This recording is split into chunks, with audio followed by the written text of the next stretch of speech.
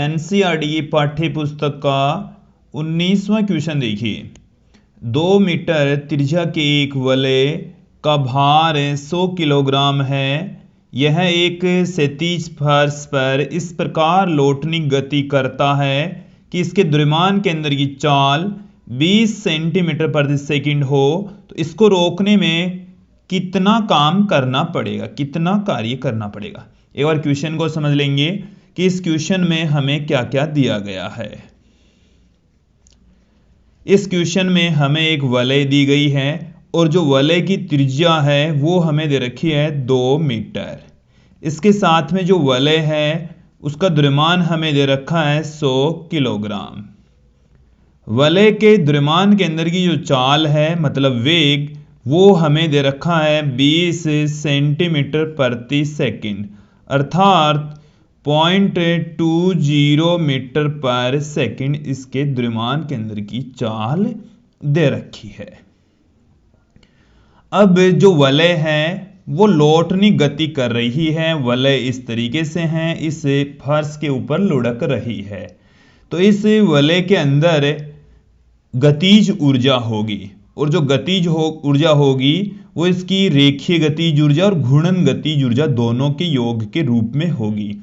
और इसकी जो कुल गतिज ऊर्जा है इसके अंदर, इस वलय के अंदर जितनी भी ऊर्जा होगी वो गतिज ऊर्जा के रूप में होगी और इसको रोकने में काम करना पड़ेगा। इसका मतलब है कि इसकी गतिज ऊर्जा शून्य करनी पड़ेगी। तो इसकी जितनी भी गतिज ऊर्जा है उतना ही हमें काम करना पड़ेगा। गतिज ऊर्जा शून्य करने के लिए गतिज ऊर्जा के बराबर काम करना पड़ेगा। तो वलय को रोकने में किया गया कार्य, वलय को गति कर रही है और उसको रोकने में किया गया कार्य, वलय को रोकने में किया गया कार्य, ये जो कार्य है वो बराबर होगा वलय की गतिज ऊर्जा के, वलय की गतिज ऊर्जा के, वलय की गतिज ऊर्जा के तुल्य होगा। ओके, अब यहां से देखेंगे कि वलय की गतिज ऊर्जा है कितनी, वही उसको हम कार्य के इक्वल पुट कर देंगे। तो यहां से देखिए वलय की गतिज ऊर्जा, वलय की जो गतिज ऊर्जा है वो यहां पर वलय है वो लुढ़क रही है। तो इसके अंदर घूर्णन गतिज ऊर्जा तथा रेखीय गतिज ऊर्जा दोनों ही ऊर्जाएं होगी। 1/2 mv², ये रेखीय गतिज ऊर्जा, और 1/2 I × ω², ये हमारे पास में है घूर्णन गतिज ऊर्जा। तो रेखीय गतिज ऊर्जा और घूर्णन गतिज ऊर्जा दोनों का योग वलय की कुल गतिज ऊर्जा के बराबर होगा। और यहां पर वलय के लिए जो जड़त्व आघूर्ण है वो mr² होगा, क्योंकि वलय है और इस अक्ष के रेस्पेक्ट जो यहां से इस कागज के तल के लंबवत ऐसे ऊपर की ओर ये जो अक्ष है, इस अक्ष के रेस्पेक्ट जो जड़त्व आघूर्ण है वलय का वो हमारे पास में होता है m × r²। तो यहां से I की जो वैल्यू है वो है m × r²। और हम एक रिलेशन जानते हैं, v बराबर होता है ओमेगा × r। तो ओमेगा के स्थान पर हम v/r पुट कर देंगे।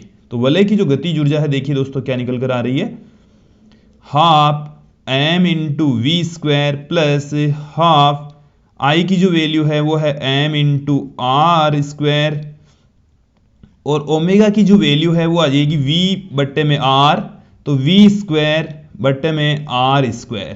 तो यहां से r² से r² कैंसिल हो जाएगा, हाफ mv² प्लस r² से r² कैंसिल, mr² रह गया, ये 1/2 पढ़ाई है, हाफ mv² और हाफ mv² हमारे पास में हो गया mv²।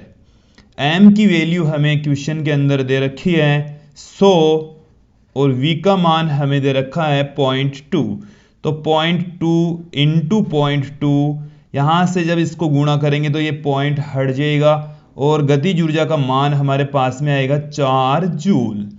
और यह जो गतिज ऊर्जा है वो वलय को रोकने में किए गए कार्य के बराबर होगी। तो वलय को वलय को रोकने में किया गया कार्य, रोकने में